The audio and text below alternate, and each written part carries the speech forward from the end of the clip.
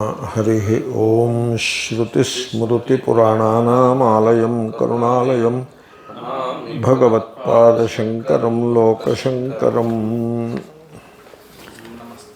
ॐ नमस्तस्मै भगवते अरहते सम्यक् सम्बुद्धाय अन्यालाभोपनिश्रेणी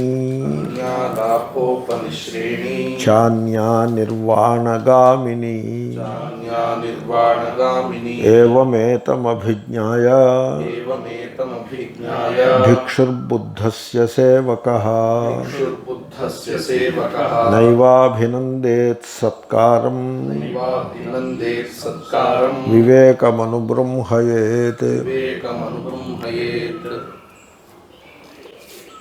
శ్రేయః అన్యత్ ప్రేయః అన్యత్ అనే కఠోపనిషత్తులో చెప్పారు.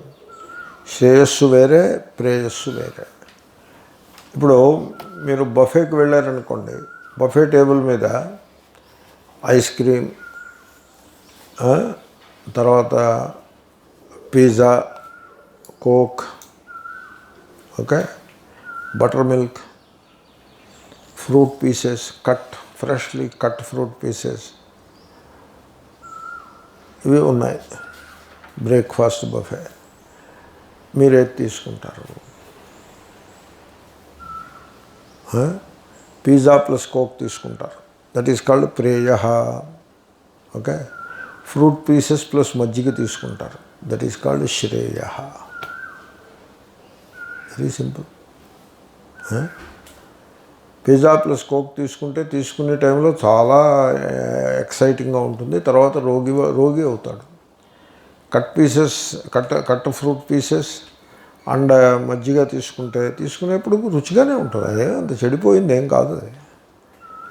అది ఎప్పుడు కూడా రుచి అన్నది కల్టివేటెడే. రుచి అన్నది భగవంతుడు ఇచ్చింది కాదు, కల్టివేటెడే. భగవంతుడు నాలుక మీద హైడ్రోజన్ బాండ్స్ అవి ఇచ్చాడు అంతే. ఆయన రుచులు ఇవ్వలేదు, మీరు కల్టివేట్ చేసుకున్నారు. Acquired taste. All tastes are acquired. కాబట్టి ఆ సంగతి గుర్తిస్తే ఏమవుతుంది? You can alter it. ఎందుకంటే it is such a silly thing. కొన్ని మౌత్ వాష్లు ఉన్నాయి. క్లోర్హెక్సిడిన్ అని ఒక మౌత్ వాష్ ఉంది. అది యూజ్ చేస్తే టేస్ట్ ఆల్టర్ అవుతుంది. తర్వాత ఈ కోవిడ్ వచ్చినప్పుడు ఇనీషియల్ స్టేజెస్లో నోస్ స్మెల్ ఆల్టర్ అవుతుంది, టేస్ట్ ఆల్టర్ అవుతుంది. ఈ టేస్ట్ తెలియదు, నోసు స్మెల్ తెలియదు, ఏదో అవుతుంది. It is such a simple thing it is. కాబట్టి ఇవన్నీ ఎక్వైర్డ్ టేస్ట్సే. దీంట్లో అంత సాక్రోసాంక్ట్ ఏమీ లేదు. So you can acquire. You can give up the pizza coke taste and you can acquire fruit pieces buttermilk taste. You can acquire, and so you will be happy. It's only a matter of putting some attention. ఈ శ్రేయస్సు ప్రేయస్సు అలాగే ఉంటాయి. దీంట్లో attention pay చేయాల్సి ఉంటుందంతే. It is all about attention. Vedanta విద్యార్థులు కూడా చెప్పి నాకు నోరు నొప్పి పుట్టడమే తప్ప వీళ్ళు అర్థం చేసుకోరు. ఈ కాన్ మార్కెట్ గ్యాంగ్ వాళ్ళు నేను చెప్తూ ఉంటాను, అరే మీ మొహాలు మీకు అర్థం కాదురా బాబు, మీకు చెప్పడం నా ప్రారంభం కోసం నేను చెప్తున్నాను ఇది అని చెప్తూ ఉంటాను. అని ఇంకా చెప్తాను, మీరు రెసిస్ట్ చేస్తే ఉపయోగం ఏం లేదురా. ఎందుకు రెసిస్ట్ చేస్తారు? క్లాసులో కూర్చునే పాఠాన్ని రెసిస్ట్ చేయడం ఏమిటి? అసలు ఏమైనా అర్థం ఉందో దానికి? Don't resist, keep mind open and see what happens అని కూడా చెప్తూ ఉంటాను. It is all about attention. Pay attention. You need a book. You know why do you need a book? ఒక శ్లోకం ఒకటి ఎదుర్కొండా పెట్టుకుంటే అది ఒక యాంకర్ లాగా పనిచేస్తుంది. అది మీ మనస్సుని, మీ అటెన్షన్ని అది డ్రా చేసేట్టు పెడుతుంది కొంతవరకు. అందుకోసం ఒక శ్లోకం ఒకటి పెట్టుకుని, అది భగవాన్ బుద్ధుడు చెప్పాడు, చాలా గొప్ప శ్లోకము, విచ్ ఇట్ ఈజ్. దానివల్ల ఏమవుతుందంటే తద్వారా మీ హృదయంలో ఏదో అయిపోతుందని కాదు, మీకు అటెన్షన్ ఫోకస్ చేసుకోవటానికి అది చాలా గొప్పగా సహకరిస్తుంది. అందుకోసం అది అలాగే గురువు అని ఒక పెద్ద ఆయన్ని పెట్టుకుంటారు, పెద్ద ఆయన ఒక ఆయన తెలుసున్న వాడిని ఒకడిని పెట్టుకుంటారు. ఎందుకంటే it helps to focus the attention, అంతే అంతే తప్ప నువ్వు అటెన్షన్ అని గాలికి వదిలేసి ఆ పుస్తకానికి పూజ చేసి గురువు గారికి పూజ చేస్తానంటే అది వర్కౌట్ అయ్యేది కాదు. పుస్తకాన్ని భద్రంగా పెట్టుకోవాలి, దానికి అట్ట వేసుకుని పవిత్రంగా పెట్టుకోవాలి. నోనో దాని మీద పువ్వులు ఎక్కడి నుంచి పట్టుకొస్తావు? ఆ మొక్క నుంచి తుంచి పట్టుకొస్తావు. ఎందుకు? అనవసరం కదా. పుస్తకం మీద పువ్వులు ఎందుకు? ఆ పువ్వులకున్న తడి పుస్తకానికి అవుతుంది. ఆ మొక్కకున్న పువ్వులు తుంచేయటం అనవసరం కదా. పుస్తకాన్ని చక్కగా భద్రంగా పెట్టుకో. గురువు గారికి పాదాలకు అభిషేకం చేస్తా ఎందుకు? ఎందుకండి? దేహాభిమానాన్ని పెంచి పోషించేటువంటి ప్రక్రియలు తప్ప అంతకంటే వేరే ఏమీ సారం లేదు వాటిల్లో.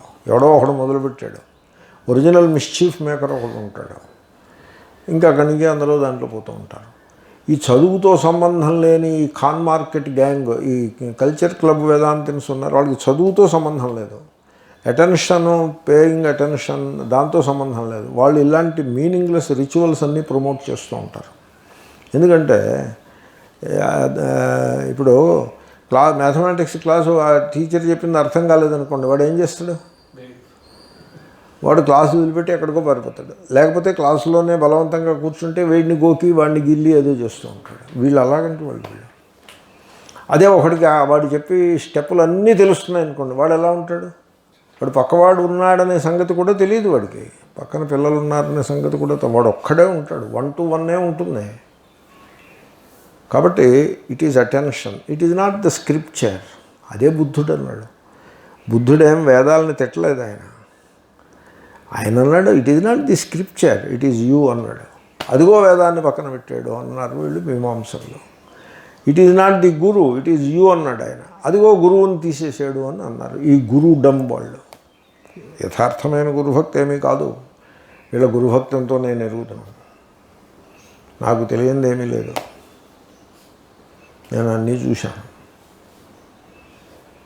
కాబట్టి ది అటెన్షన్, పే అటెన్షన్. శ్రేయస్సు ప్రేయస్సు. అబ్బో ప్రేయస్సు విడిచిపెట్టేసి శ్రేయస్సుని పట్టుకోవడం ఎంత కష్టమో, నీ తలకాయ కష్టం ఏం కాదు, చాలా తేలిక. అదేలాగా అటెన్షన్, పే అటెన్షన్. అదే ఆయన అంటున్నాడు, చూసుకోవా అభిజ్ఞాయ, చక్కగా మనస్సు పెట్టు, ఫోకస్ పెట్టు, తెలుసుకో. ఇది ప్రేయస్సు, చూడడానికి ఆకర్షణీయంగా ఉంది, కొంప ముంచుతుంది. అది శ్రేయస్సు, అంత అట్రాక్టివ్గా లేకపోయినా మనకి హితమును చేస్తుంది. ఆ మాత్రం తెలుసుకోవడానికి భగవంతుడు ఇచ్చిన తెలివితేటలు సరిపడతాయి. ఎటొచ్చి కొంచెం ఫోకస్ పెడితే చాలు. ఒకటి లాభం తీసుకొస్తుంది, మనకి లాభం తీసుకొస్తుంది. ఈ లాభం అనే మాట మేము చిన్నప్పుడు కొబ్బరికాయ షావుకారు దగ్గర వినేవాళ్ళం. కొబ్బరికాయ షావుకారు కొబ్బరికాయలు లెక్క పెడతాడు, ఒక్కో సంచికి 100 కాయలు లెక్క పెడతాడు. ఆయన లెక్క పెట్టాడు, ఆయన కుర్చీలో పెద్ద పొట్టు ఉంటుంది ఆయనకి. ఆయన ఏం లెక్క పెడతాడు? ఆయన కుర్చీలో కూర్చుని ఉంటాడు అక్కడ, ఈ పని చేసేవాళ్ళు ఉంటాడు. షావుకారు లెక్క పెడుతున్నా, సరే వేరా అంటాడు. ఒకటి పట్టుకుంటాడు సంచి, గోను సంచి, వీడు లాభం అని వేస్తాడు. ఒకటి లాభం అని, లాభం తర్వాత ఒకటి అనకూడదు, లాభం తర్వాత ఏమనాలి? 2 అనాలి. లాభం తర్వాత ఒకటి అంటే సేటు పట్టుకుని డిస్మిస్ చేస్తాడు. లాభం 2, 3, 4, 5, 6, 6, 1, 8, 6, 1, 7 అనకూడదు. 6, 1, 7 అంటే పంపిస్తాడు, ఎందుకంటే 101 కాయ వెళ్తుంది అక్కడ. 6, 1, 8 వాళ్ళ ఒకటే దృష్టి, లాభం తప్ప ఇంకో దృష్టి లేదు. కొబ్బరికాయల షావుకారు దగ్గర మేము విన్నాం ఇది. ఇంకా ఆశ్రమాలు ఉంటాయి, ఏదో క్యాంప్ అని పెడతాం మేము. క్యాంప్ అయిపోయిన తర్వాత ఏదో 3 రోజుల క్యాంప్. 3 రోజులు ఎందుకని? 1 నెల రోజులు క్యాంప్ పెట్టుకోవచ్చు కదా. 1 నెల రోజులు క్యాంపు పెడితే మనకి లాభం ఎక్కువ వస్తుందా? 3 రోజుల క్యాంపులు పెడితే లాభం ఎక్కువ వస్తుందా? మధ్యలో 2 days గ్యాప్ తోటి. ఇప్పుడు 1 నెల రోజులు క్యాంపుకి వచ్చినవాడు దక్షిణ ఎంత ఇస్తాడు? 10,000 ఇస్తాడు. 3 రోజులు క్యాంపుకి వచ్చినవాడు ఎంత ఇస్తాడు? 2,000 ఇస్తాడు. లెటర్సే 3,000 ఇస్తాడు. Look at that. మామూలుగా అయితే 1/3 1/5 ఇవ్వాలి, కానీ 1/3 ఇస్తున్నాడే అంటే ఏమైంది? మీకు టర్న్ ఓవర్ బాగా పెరిగింది కదా. తర్వాత మధ్యలో 2 days కొన్ని గ్యాప్ వస్తుంది కదా. సో ఖర్చు తక్కువ, ఇన్పుట్ తక్కువ, అవుట్పుట్ ఎక్కువ, లాభం ఎక్కువ. ఇది నేను చెప్తూ ఉంటాను. ఏమంటానంటే చూడండి, ఈ క్యాంపులు అన్నవి మనము ప్రజలకు క్షేమము కొరకు మనం వాటిని ప్లాన్ చేయాలి తప్ప వేదాంత సాధకులకు ఉపకారము కలగాలి అనే మోటివ్ తోటి వాటిని ప్లాన్ చేయాలి తప్ప గురుదక్షిణలు, occupancy of the ashram and comforts and other benefits to the swamis and to the ashram and its inmates, ఆ బేసిస్ మీద మనం ప్లాన్ చేయకూడదండి. అది మన కాళ్ళ మీద మన కాళ్ళ కింద గోయి మనం తీసుకున్నట్టు అవుతుంది. It is wrong. We should have only one motive, that is the seeker, జిజ్ఞాసు కృతార్థుడు కావాలి. ఇంకా అంతకంటే వేరే మోటివ్ ఏమీ లేదు.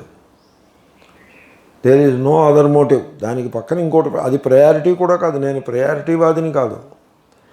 అది ప్రయారిటీ అంటారు. No, it is not priority. It is the only motive.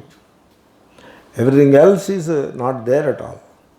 You function like that and see what happens. నీకు డబ్బులు వస్తాయి, నువ్వేం నష్టపోవు. ఎటొచ్చి భోగభాగ్యాలతో తొలతూగడం అన్నది ఉండకపోవచ్చు. మంచిదే కదా. ఈ భోగభాగ్యాలు మనం ఏం చేసుకోవాలి? ఇంత కంఫర్టబుల్ లివింగ్ మనకు అక్కర్లేదు అని this is my philosophy, this is how I look at things. కాబట్టి 1 లాభము, 2 నిర్వాణము. 2 దారులు ఉన్నాయి. నువ్వే ఆలోచించి సెలెక్ట్ చేసుకోవాలి. గురువుగారు చేపట్టి నడిపించరు. గురువుగారు మైల్ స్టోన్ లాంటివాడు. మైల్ స్టోన్ నీతో పాటు నడవదు. నువ్వు మైల్ స్టోన్ని కౌగులించి కూర్చుంటే కూడా పని అవ్వదు. మైల్ స్టోన్ కేసు చూసి ఒక ఇన్స్పిరేషన్ తెచ్చుకుని ఒక సమాచారం అందిస్తుంది మైల్ స్టోన్. ఆ సమాచారమే ఇన్స్పిరేషన్ అవుతుంది. Good, we made this much progress అని మనకి తెలుస్తుంది, ఉత్సాహం వస్తుంది, ముందుకు వెళ్ళిపోతూ ఉండాలి. ఆ రకంగా ఈ 2 దారులు ఉన్నాయి. Why you select. మొదటిది లాభము, లాభోపనిశ్రేణి. How to look at that సమాస. ఉప అంటే దగ్గరికి రావాలి, నిశ్రేణి అంటే సీక్వెన్స్ ఆఫ్ యాక్షన్స్ ఏమో. మరి a sequence of actions aimed at acquiring benefits or profits. ఏమన్నారు? నిశ్రేణి రోణి. నిశ్రేణి రోడ్ అంటే sequence is road only. Sequence of actions అంటే రోడ్డే. మన జీవితంలో యాక్షన్స్ ఉంటాయి కదా, అదొక దారి. కాబట్టి లాభము.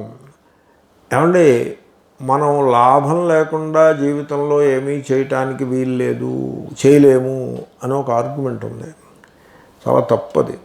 లాభము చూడండి, మనం సమాజ జీవనంలో ఎప్పటికీ ఒక లక్ష్యము, ఒక గోల్ పెట్టుకోవాలి, దానికోసమే మనం కష్టపడి పనిచేస్తూ ఉండాలి అని మనం అనుకుంటాం.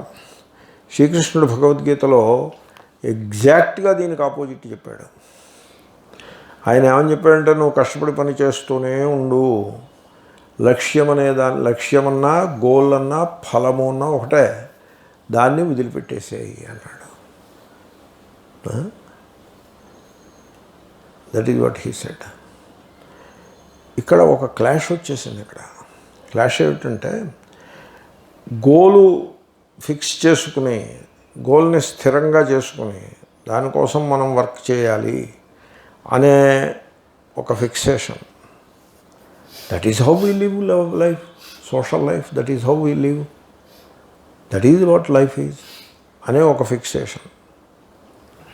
ఈ గీత శ్లోకం దాంట్లో ఫిట్ కాదు. అది దాంట్లో అస్సలు ఫిట్ కాదు. దాంట్లో ఏమని ఉంటుందంటే, గోల్ ఉండదు. గోలు గురించి నీ దృష్టి పెట్టద్దు అసలు. ఏమంటే దృష్టి పెట్టడం, గోల్ ఉండడం అంటే గోల్ ఎక్కడ ఉంటుంది? అక్కడ ఉంటుందా? మీ దృష్టిలో ఉంటుందా? మీ దృష్టిలోనే ఉంటుంది. నీ మనస్సును నువ్వు గోల్ మీద పెట్టకు. అంటే మనస్సులో నిర్ధారించుకునే దానికే గోల్ అని పేరు. బయట ఉండదండి గోల్ అన్నది.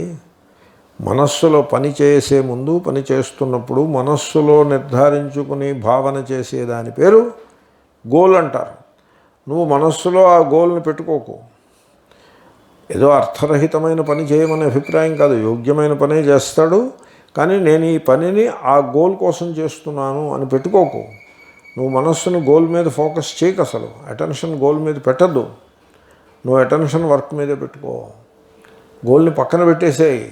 మా ఫలేషు కదాచన అని చెప్పాడు ఆయన. ఇలా చెప్తాడేంటి? What is this? గోల్ లేకుండా వర్క్ ఎలా చేస్తాం? How it is possible? How it is possible? No it is possible. అవును, ఎవరో పిచ్చివాళ్ళు మాత్రమే అలా చేస్తారు. తెలివైన వాళ్ళు అలా ఎలా చేయగలుగుతారు? అంటే పాసిబుల్ అయిందా? మరి పిచ్చివాళ్ళు చేస్తారంటే పాసిబుల్ అయిందా? తెలివైన వాళ్ళు అలా ఎలా చేయగలుగుతారు? కరెక్టే. మరి ఈ తెలివైన వాళ్ళు ఎవరో తెలుసునా? వీళ్ళు లౌకికపు తెలివితేటలు గలవాళ్ళు. వీళ్ళు స్పిరిచువల్ పీపుల్ కాదు.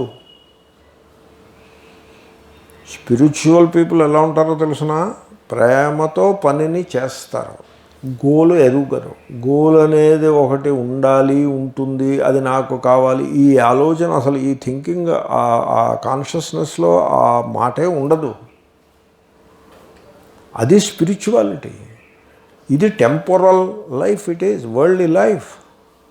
గోల్ కోసం పనిచేయటం. నీకు ఏది కావాలో చూసుకో. కాబట్టి నేను గమనించింది ఏంటంటే, నేను గమనించాను కాబట్టి చెప్తున్నాను. శ్రీకృష్ణుడు అలా చెప్పలేదు, గోల్ కోసమే వర్క్ చేసుకోమని చెప్పాడు అని శ్రీకృష్ణుని బోధనే డిస్టార్ట్ చేసే ప్రయత్నం సరికాదు. భగవద్గీతని ఏదో ఎవరికి తోచినట్టుగా వాళ్ళు వ్యాఖ్యానం చేసుకుంటూ పోవడం సరికాదు. అక్కడ వైకుంఠం ఉంది, అక్కడికి వెళ్ళే ఉపాయం భగవద్గీతలో చెప్పాడు. అలా చెప్పాడు ఆయన? చెప్పలేదు. మీరు చక్కగా లక్ష్యమును ముందే నిర్ధారించుకుని లాభాన్ని అపేక్షించి ఆ లాభం కోసం కష్టపడి పనిచేయండి, అలా చెప్పాడు ఆయన? అలా చెప్పాడా? అలా చెప్పలేదు కదా. అలాగే చెప్పాడు అర్జునుడికి, అలాగే చెప్పాడు. అర్జునుడిని యుద్ధం చేయమన్నాడు, యుద్ధం చేస్తే నీకు లాభం వస్తుందన్నాడు, నీకు జయం వస్తుందన్నాడు, యుద్ధం చేయమన్నాడు, నేను నీకు సపోర్ట్ ఇస్తాను అన్నాడు. అలాగుందా? అదే అలాగండి. అర్జునుడికి ఇది అన్నాడు, అదన్నాడు, అదంతా పక్కన పెట్టండి. అది గీతలో భాగం కాదు. అది గీతలో భాగం కాదు.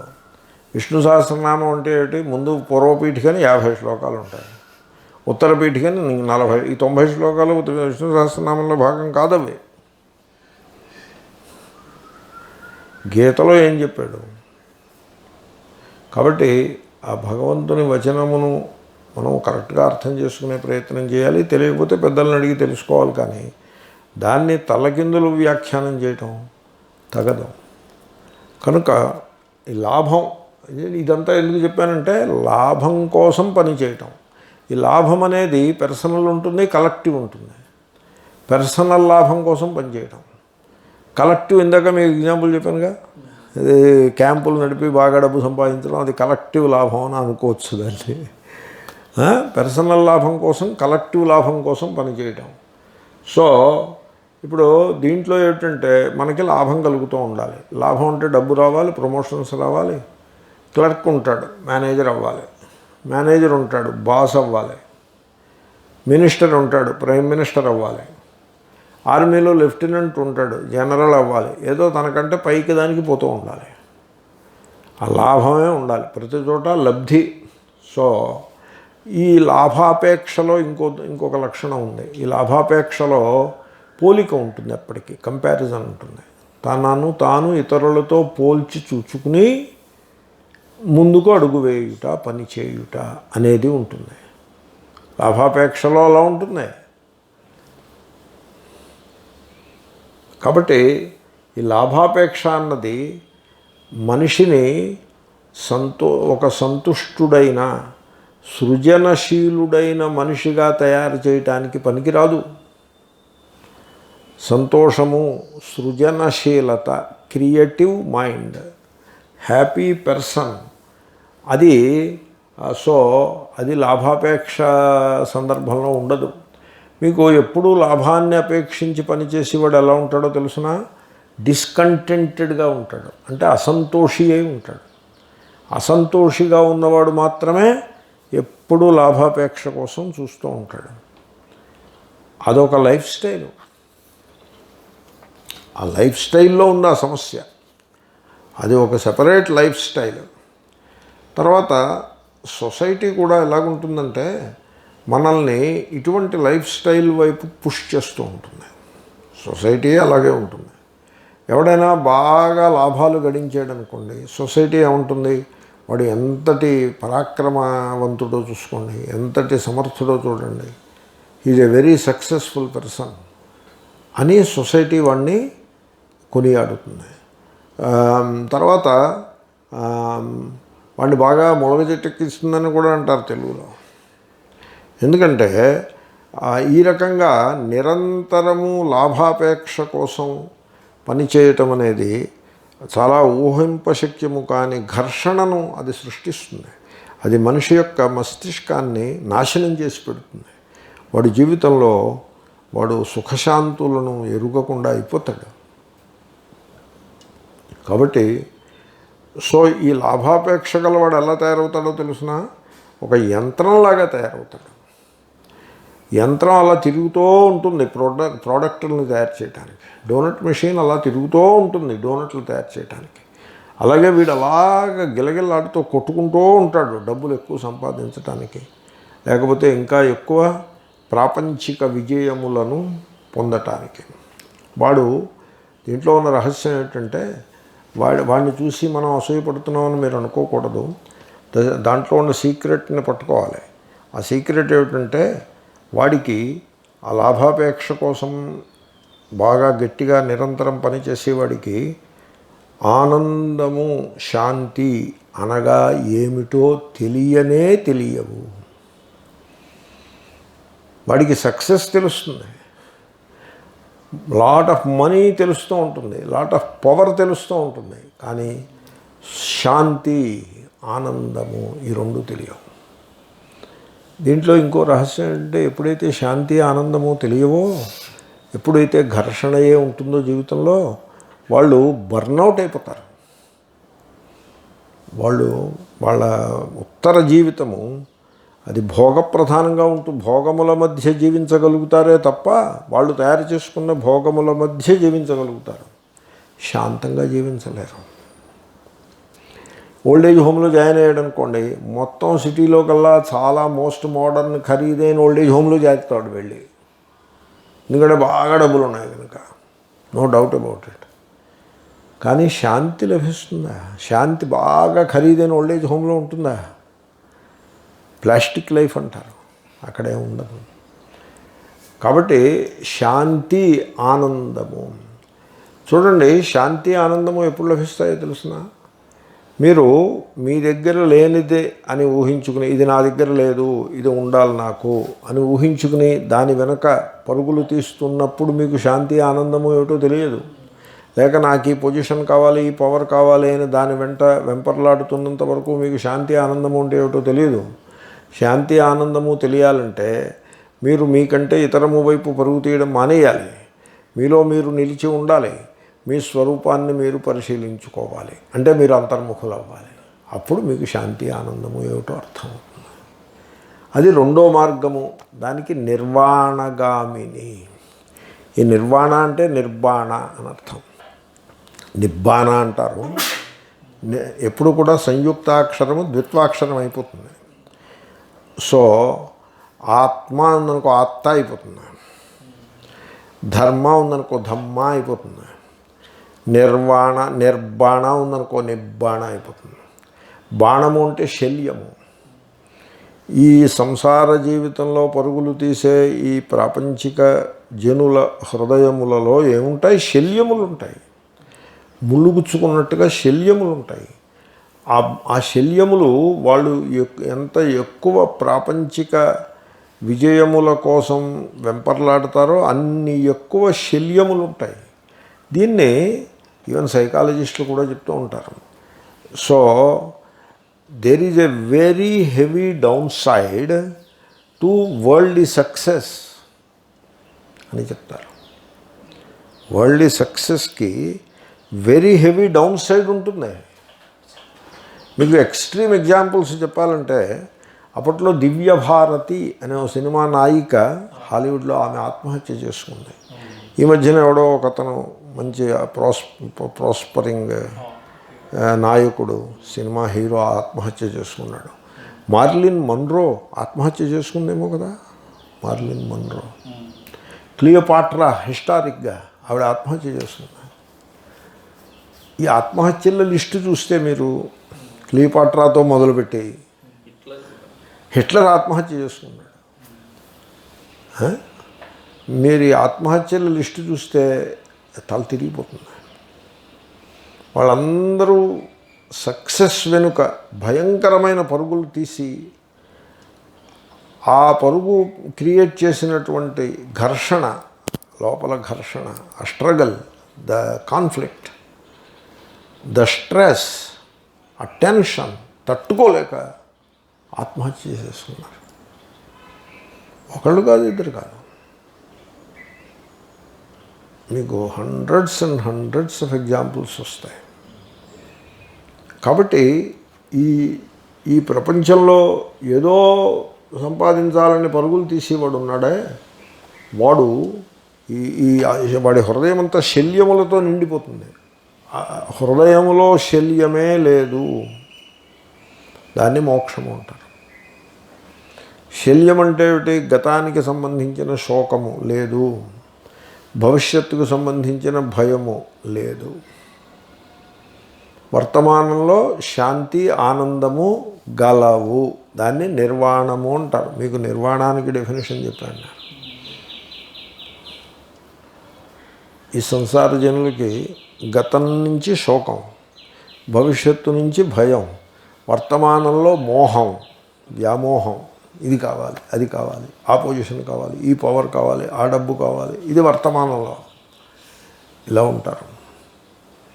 వేరే జ్ఞానికి గతము యొక్క శోకము ఉండదు, భవిష్యత్తు యొక్క భయం ఉండదు, వర్తమానంలో శాంతి ఆనందము ఉంటాయి. అది జ్ఞాని యొక్క లక్షణం. దాని పేరే నిర్వాణము.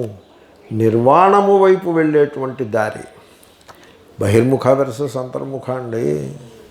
బహిర్ముఖ లాభాపేక్ష, అంతర్ముఖ నిర్వాణము. ఈ రెండింటిలో నీకు ఏది కావాలి? మనం జీవితంలో ఏదో పొందాలి, ప్రాపంచికమైనటువంటి వస్తువులు, ధనము, ధన కనక వస్తు వాహనాదులు అంటారు చూడండి. ధనము అంటే అది it gives you a sense of achievement and a sense of accomplishment ఇస్తుంది. అది నేను గొప్పవాడను అనే ఒక ఫీలింగ్ని ఇస్తుంది. అందుకోసం ధనం. కనకము అలంకారం కోసం, వాహనము సోషల్ ప్రెస్టీజ్ కోసం, వస్తువు భోగముల కోసం. ధన కనక వస్తు వాహన ఆది శబ్దం కూడా పెట్టుకో, వస్తు వాహనాదులు, వీటి కోసం జీవిస్తూ ఉంటాం మనం. చూడండి, నేను ఇలా చెప్తాను, మనిషి వీటి కోసం జీవిస్తూ ఉంటాడు. తల్లిదండ్రులు మనుషులను అలా తయారు చేసి పెడతారు, వాడు వాటి కోసం జీవిస్తూ ఉంటాడు. ఇప్పుడు నేను చెప్పిన లిస్ట్ ఉందిగా, ధన కనక వస్తు వాహనాదుల కోసం జీవిస్తూ ఉంటాడు. దాంట్లో భార్య కూడా చేరుతుంది, ఆ రేసులో భార్య చేరుతుంది. తర్వాత పిల్లల్ని చేర్చుకుంటారు. పిల్లలు పుట్టినప్పుడు రేసులో ఉండరు, వీళ్ళు కంగారు పెట్టేసి ఆ పిల్లల్ని రేసులో చేర్చేసుకుంటారు. KG1 KG2 ఇవన్నీ కూడా వాళ్ళని తొందరగా రేసులోకి తీసుకొచ్చేటువంటి ప్రయత్నం. ఎందుకంటే ఇప్పుడు అందరూ రేసు పరుగులు తీస్తూ ఉంటారు, అందరూ రేసులో ఉంటారు, రన్నింగ్ రేసులో. ఆ రన్నింగ్ రేసులో ఉండగానే వీడికి ఒక కొడుకు పుడతాడు. ఇప్పుడు ఆ కొడుకు ఒక్కడు శాంతంగా ఉంటారంటే వీడు ఎక్కడ కుదురుతుంది? వాడు రన్నింగ్ రేసులో పెట్టాల్సి ఉంటుంది ఆ పిల్లాన్ని కూడా. ఈ లాభాపేక్ష, లాభం కోసం పనిచేయుట, this is our daily bread. Okay, మన స్టేపుల్ ఫుడ్ ఏమిటి? లాభం కోసం పనిచేయుట. That is our daily bread. And I tell you, it is a poisonous bread. అది విషాహారం. మనం విషాహారాన్ని తింటూ ఉన్నాం. ఈ ఏడాది నేను 1,00,000 రూపాయలు సంపాదించాను, మళ్ళీ ఏడాదికి 2 లక్షలు నేను సంపాదించాలి. కాబట్టి దానికి ప్లాన్ చేసుకుంటూ ఉన్నాం, దానికి వర్క్ చేస్తూ ఉన్నాం. This is the daily bread with which we live, and that bread is poisonous bread. కాబట్టి దానివల్ల ఏమవుతుంది, ఈ ఈ ఈ లాభాపేక్షతో నిండిన జీవితము అనేక రకముల దుఃఖములను సృష్టిస్తూ ఉంటుందని. వీడు ఆ దుఃఖాలన్నింటినీ పడుతూ ఉంటాడు. ఏమంటే మీరు మీ హృదయం అంతర్ముఖులై మీ హృదయంలోకి చూసి మీ లోపల ఉండేటువంటి డెప్త్, లోతుని మీరు తెలుసుకోవాలని అనుకున్నట్లయితే, if that is your goal, లాభాపేక్ష కొరకు చేసేటువంటి జీవన శైలి పనికిరాదు. ఇటు కౌంటర్ ప్రొడక్టివ్ అయిపోతుంది, అది పనికిరాదు. కర్మను ఫలము కోసము చేస్తున్నంత వరకు నీవు ఆత్మనిష్ఠుడవు కాలేవు. పండితులు ఏం చేశారంటే దాని సారము సూక్ష్మతత్వము తెలియకుండా దాన్ని ఒక టెర్మినాలజీలో ఫిక్స్ చేసే ప్రయత్నం చేశారు. కర్మ ఫలాపేక్షతో చేసేది. పండితులు డిస్టార్ట్ చేసేవాళ్ళు ఏం చేస్తారు, డిస్టార్ట్ చేసేవాళ్ళు దాన్ని చెడగొట్టి వదిలిపెడతారు. అలా కాదు, పండితులు ఫలాపేక్షతో చేసే కర్మ, డిస్టార్ట్ చేసేవాళ్ళని నేను ఇందాక పూర్వపక్షం చేసి పక్కన పెట్టా. ఇప్పుడు పండితుల్ని పూర్వపక్షం చేస్తున్నా. పండితులు ఏమన్నారు, కర్మ ఫలాపేక్షతో చేసేది, ఆ కర్మ నీకు స్వర్గాది ఫలములను ఇస్తుంది, కానీ ఆ ఫలములు శాశ్వతములు కావు, మళ్ళీ వెనక్కి వస్తావు, నువ్వు ఫలాపేక్ష లేకుండా చెయ్యి, శ్రీకృష్ణుడు అలా చెప్పాడు. కరెక్ట్గా చెప్తారు, పాపం తప్పు చెప్పరు, కనీసం at least they are saying the right thing. ఈ కంట్రీ క్లబ్ వేదాంతిన్స్ అది కూడా రైట్గా కూడా చెప్పరు, రైట్ థింగ్ చెప్తున్నారు. సో ఫలాపేక్ష లేకుండా చెయ్యి, చేసినట్లయితే నీకు అది కర్మయోగం అవుతుంది. కర్మయోగం వల్ల మోక్షం రాదు, కర్మ వల్ల వస్తుందని చెప్పాడు శ్రీకృష్ణుడు. కర్మణైవ హి సంసిద్ధిమా స్థిత జనకాదయ అని చెప్పాడా. అక్కడ కర్మణ అంటే కర్మయోగేనా అని అర్థం. యోగస్థ కురు కర్మాణి, ఆ రకంగా చేసిన కర్మ అని అర్థం. మరి వస్తుందని చెప్పాడే, ఏవా కూడా పెట్టాడు, మరి రాదంటావేమిటి నువ్వు అంటే జ్ఞానాన్ మోక్ష అని ఇంకో చోట చెప్పాడు. దానికి దీనికి కాంట్రడిక్షన్ వచ్చేస్తుంది. అందుకోసం కర్మయోగాన్ని పరంపర సాధనం చేయాలి. శంకర్లు అలాగే చెప్పారు, ఓ చోట అలా చెప్పుంటారు. పరంపర సాధనం చేసినా సాధనమే అవుతుంది. కర్మయోగం అంటే కర్మ కాదు, జ్ఞానమే. వాళ్ళండి ఈ టెక్నికాలిటీస్ ఏముంది. కర్మయోగం చేసినట్లయితే మీకు అంతఃకరణం శుద్ధమవుతుంది, అది ఏమిటో చెప్పడం. అంతఃకరణం శుద్ధం అవడం అంటే ఏమిటో చెప్పడం. అంతఃకరణం శుద్ధం అవుతుంది అంటాడు. శుద్ధం అయ్యాక నీకు ఆ శుద్ధమైన అంతఃకరణలో జ్ఞానం పుడుతుంది అని ఇలా టెక్నికల్గా. నేను అంటాను, ఏమండో ఇంత టెక్నికాలిటీ ఏమీ లేదండి దాంట్లో. It is much simpler. బహిర్ముఖ వెర్సెస్ అంతర్ముఖ. కర్మ చేసి ఫలాపేక్ష కావాలి అంటే నువ్వు బహిర్ముఖుడుగానే మిగిలిపోతావు. నువ్వు ఫలాపేక్ష లేకుండా కర్మ చేస్తుంటే అదే అంతర్ముఖత్వం, సహజంగా అంతర్ముఖంలోకి వెళ్ళిపోతావు నువ్వు. ఫలాపేక్ష లేకుండా చేసే కర్మ అంటే లాభాపేక్ష లేకుండా కేవలము ప్రేమ కొరకు చేసేటువంటి కర్మ వాడిని అంతర్ముఖుణ్ణి చేసేస్తుంది. అదే అంతర్ముఖత్వం అంటే. ఫలాపేక్షయే నిన్ను బహిర్ముఖుణ్ణి చేస్తుంది, కర్మ నిన్ను బహిర్ముఖుణ్ణి చేయదు. పైగా ఆ కర్మకి మోటివ్ ప్రేమ అనురాగము అయితే అది నిన్ను అంతర్ముఖుడుగానే పెడుతుంది. జగద్ధితాయ ఆత్మనో మోక్షార్థం జగద్ధితాయ, జగత్తుకి హితం చేస్తుంటే ఆత్మకు మోక్షం వచ్చేస్తుంది. అది వేరే కార్యక్రమం ఏం కాదు. ఇది ప్రిపేర్ చేస్తుంది, ఆ ప్రిపేర్ అయిన తర్వాత పైకి ఎక్కి మోక్షానికి వెళ్తాడు. ఓకే, మీరు అలా చెప్పాలంటే చెప్పండి. నేను అంటాను అలాగేమీ అక్కర్లేదండి, అలా ఏమీ అక్కర్లేదు. మీరు ఎప్పుడైతే మీరు బహిర్ముఖత్వాన్ని విడిచిపెట్టేస్తారో, బహిర్ముఖత్వం అంటేనే లాభాపేక్ష, ధనకనక వస్తువాహనాదులయందలి తృష్ణ ఆసక్తి, అదే బహిర్ముఖత్వం. ఎప్పుడైతే మీరు దాన్ని పక్కన పెట్టేశారో అప్పుడు మీరు మీ లోపలికి వెళ్ళిపోతారు, మీ లోపల లోతుల్లోకి వెళ్ళిపోతారు. ఎప్పుడైతే మీరు స్పర్ధ, కాంపిటీషన్, ఇతరులతో పోటీ, ఇతరులతో పోలిక, కంపారిజన్, పోటీ, కాంపిటీషన్, ఎన్వి, ఈర్ష్య, గ్రీడ్, తృష్ణ, ఇటువంటివన్నీ బహిర్ముఖుల యొక్క లక్షణాలు, ఆ లాభాపేక్షలో ఉండే లక్షణాలు అవన్నీ. వాటిని ఎప్పుడైతే వాటిని పక్కన పెట్టేస్తారో అప్పుడు మీరు టోటల్గా ఫ్రీడంలో పడిపోతారు. You are free no. మీకు ముక్తి కలిగిపోతుంది, నిర్వాణము వచ్చేస్తుంది. సో కనుక అయితే ఒక ప్రశ్న, ఏమండి లాభాపేక్షను పూర్తిగా వదిలిపెట్టేసి కేవల నిర్వాణ ప్రియుడై, నిర్వాణమే లక్ష్యము కాదు, అది స్వరూపము, వాటెవర్ అంతర్ముఖుడుగా ఉంటూ ఈ ప్రపంచంలో బ్రతుకవచ్చునా? ఆ ప్రశ్న ఒకటి ఉంటుంది కదా. ఎందుకంటే చెప్పే పాఠం ప్రాక్టికల్గా ఉండాలి కదా. అలా బ్రతుకగలుగుతామా? The answer is yes. ఉద్యోగం చేసుకుంటూ భార్యాపిల్లలతో ఉండేవాళ్ళు కూడా ఆ రకంగా బ్రతుకగలుగుతారా? ఎస్. ఏమండి ఉద్యోగం ఆఫీస్కి వెళ్ళి వాడికి ఊడిగం చేసి ఇంటికి వచ్చి ఆవిడికి పిల్లలకి ఊడిగం చేసి దానికంటే లాభాపేక్ష అది కష్టమా, లేకపోతే కర్మయోగంతో జీవించడం కష్టం? ఏది కష్టం అంటారు? ఏమవుతుందంటే ఊడిగం చేయడానికి అలవాటు పడ్డవాడికి ఆ ఫ్రీడమ్ అంటే ఏమిటో అర్థం కాకుండా అయిపోతుంది. కాబట్టి ఎనీవే డైవర్ట్ అవ్వకుండా పాయింట్ ఏమిటంటే, ఈ ప్రపంచంలో ఇలాగంటే లాభాపేక్ష లేకుండా కుటుంబ జీవనంలో ఉన్నవాడు, సంసారంలో జీవిస్తున్నవాడు లాభాపేక్ష లేకుండా ఉత్సాహంగా జీవించగలుగుతాడా? Yes, possible. సరళమేనా? సరళమైతే కాదు, సరళమైతే కాదు. ఎందుకంటే బాగా లోతుగా తెలిసి ఉండాలి నీకు. ఏమేతం అభిజ్ఞాయ, బాగా లోతుగా తెలిసి ఉండాలి. సరళము కాదంటే ఇంకెక్కడి నుంచే ఏదో హిమాలయాలకు వెళ్ళి తపస్సు చేయడం అలా కాదు, బాగా లోతుగా అది తెలిసి ఉండాలి. సో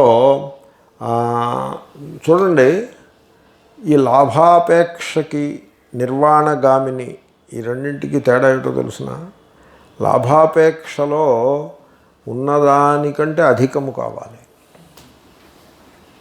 మోర్, ధనము మోర్, మాంగే మోర్ రా ఏదో ఉంది కదా, దిల్ మాంగే మోర్. ఆ మోర్ ఇంగ్లీష్, అది దిల్ మాంగే హిందీ, ఇది దిల్ మాంగే మోర్, అది మొదటిది. లాభోపనిశ్రేణి, దిల్ మాంగే మోర్. నిర్వాణగామిని ఏమిటో తెలుసిన? మాంగే మోర్ ఉండదు, try to know what is. ఇది నిర్వాణగామిని. ఏమంటే మీరు చెప్పండి నాకు, మాంగే మోర్ అనే మోడ్లో ఉన్నవాడు వాట్ ఈజ్ అని దర్శించగలుగుతాడా? తర్వాత ఇంకొకటి, మాంగే మోర్లో యు క్రియేట్ సైకలాజికల్ టైం. మనం సైకలాజికల్ టైం క్రియేట్ చేసి పెట్టుకోకూడదు. మీకు దృష్టాంతం చెప్తా, ఈ దృష్టాంతం మీకు అర్థం అవడం కోసం చెప్తున్నా. ఇప్పుడు ఎక్కడో చిక్కుకున్నాడు, ఎక్కడ హృషికేశ్లో చిక్కుకున్నాడు ఒకతను. నేను గమ్ముని టక్కమని నేను వచ్చేసాను, నేను చిక్కుకోలే. ఇంకో 2 రోజులు ఉన్నవాళ్ళు చిక్కుకున్నారు. వాళ్ళు హృషికేశ్లో ఉన్నారు, నేను సికింద్రాబాదులో ఉన్నాను. తేడా ఏమిటి? తేడా ఏమిటి చెప్పుకుంటారా? వాళ్ళు హృషికేశ్లో ఈ ట్రైన్లు రష్యూ అవ్వడం కోసం ఎదురు చూస్తూ ఉన్నారు, నేను ఇక్కడ ఏమీ ఎదురు చూడకుండా ఉన్నాను. ఓకే, వాళ్ళు they are living in psychological time and I'm living in timeless స్వరూప. తేడా తెలిసిందా మీకు? సైకలాజికల్ టైం అంటే ఏమిటోను? సేమ్ క్యాలెండర్ అదే ఉంటుంది, వాచే అదే ఉంటుంది, గడియారం అదే ఉంటుంది, చుట్టూ ప్రపంచం అదే ఉంటుంది. ఒకడు సైకలాజికల్ టైం క్రియేట్ చేసుకుని దాంట్లో ఉంటాడు, దాంట్లో బంధింపబడి ఉంటాడు. ఇంకొకడు సైకలాజికల్ టైం లేకుండా క్రోనలాజికల్ టైం ఉంటుంది, దాంట్లో ఉంటాడు. క్రోనలాజికల్ టైంలో మాంగే మోర్ లేకుండా ఉండేవాడు జీవన్ముక్తుడు. సైకలాజికల్ టైంలో మాంగే మోర్ మోడ్లో ఉండేవాడు వాడు సంసారి. నువ్వు చూసుకోమ్మా, నువ్వు ఆలోచించుకో, నీకు ఏది కావాలో నువ్వు తీసుకో. దీంట్లో వేదం ఎలా చెప్పింది, శృతి ఎలా చెప్పింది, అది ప్రమాణం. ఈయన గురువు ఎలా చెప్పాడు, గురువు ప్రమాణం. ఇవి ఏమేమి వర్కౌట్ కావు. కడుపులో పోట్లు వచ్చినప్పుడు ప్రమాణాలు గురువులు వర్కౌట్ కారు. నువ్వు ఏం ఆహారం తిన్నావు ఎలా అదే వర్కౌట్ అవుతుంది. కాబట్టి ఊరికే తప్పుదారి పట్టించేసి ఇంకో చోటకి తీసుకెళ్ళిపోకూడదు. పే అటెన్షన్, సమాధాన, బి అటెంటివ్. ప్రేయస్సు శ్రేయస్సు ఉన్నాయి, ఖబర్దార్ ఆలోచన చేయి, కరెక్ట్గా చూసి చేసుకో, బాగుపడు, అంతే. దీనికోసం దీని నెత్తి మీద ట్రెడిషన్, కల్చర్, స్క్రిప్చర్స్, గురు, వ్యాసుడు, శక్తి, పరాశరుడు ఇవన్నీ దాన్ని నెత్తి మీద పెట్టేయక్కర్లేదు. ఓకే, అవన్నీ పెట్టినా ఇదే పాఠం చెప్పాల్సి ఉంటుంది. బుద్ధుడు కదా మరి పాప ఆయన ఇవన్నీ పెట్టడం. చూసుకోరా, నీకు తెలివితేటలు ఉంటే మరి సరిగ్గా ఎలక్ట్ చేసుకో. ఓం పూర్ణమదః పూర్ణమిదం